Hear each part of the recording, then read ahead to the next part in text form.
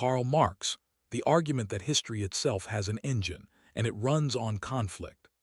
I spent most of my adult life broke, hounded out of 3 different countries, writing in a cramped flat in London while my own children sometimes went without proper food, convinced the entire time that I had found the actual mechanism driving human history. Most people who quote me have never read a page of what I actually wrote. And most people who quote me correcting him have never read a page of what I wrote either, which is a shame, because I was documenting the raw material of his theory years before he built the theory itself. That is Friedrich Engels, and you will hear plenty from him shortly, because none of what follows happened without him. I am Karl Marx, born in Trier in 1818, and I want to lay out the actual argument before it gets flattened into a slogan, the way it usually is. Go on then. Start with the big claim. The big claim is called historical materialism, and here is the plain version. Most people assume history is driven by ideas, great thinkers, religious movements, kings making grand decisions. I argued the opposite. The way a society produces its material needs, food, shelter, goods, and who controls that production shapes everything else, its laws, its religion, its politics, its culture. Change the underlying economic structure, and eventually the ideas built on top of it change too, not the other way around. And the engine driving that change in his account is conflict between classes. Precisely. Every economic system I studied, ancient slavery, feudalism, and now industrial capitalism, is organized around one group controlling the means of production, the land, the factories, the capital, while another group has nothing to sell but its own labor.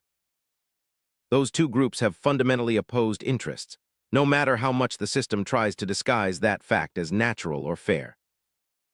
History, in my account, is the record of that tension building until it finally breaks the old system apart and a new one replaces it. Which brings us to the pamphlet that made his name a household word, for better or worse. The Communist Manifesto, which the 2 of us wrote together in 1848. At the exact moment revolutions were breaking out across nearly every major European capital, Paris, Berlin, Vienna, Milan, workers and liberal reformers alike rising up against old monarchies within the same few months. We believed we were writing the opening line of history's next great chapter. The line everyone remembers is the specter haunting Europe. The line that mattered more was the closing call, working people of all countries unite. And within a year, almost every one of those 1848 revolutions had been crushed or rolled back. Which I will not pretend away, because it happened in front of us.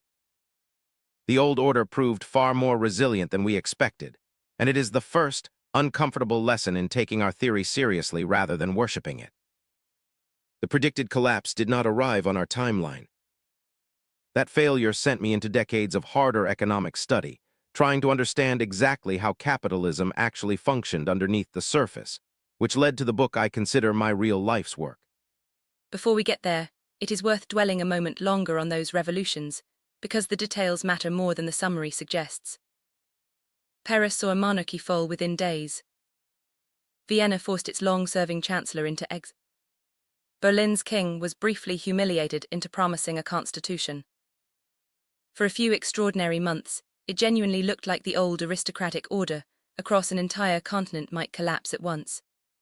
And then the coalitions that had briefly united workers, liberal reformers, and middle-class nationalists fell apart from within, because it turned out those groups wanted very different things once the old regime was actually gone. Liberals wanted constitutions and property rights. Workers wanted their material conditions to actually change. Once those interests diverged in the open, the old powers regrouped and picked the coalition apart piece by piece.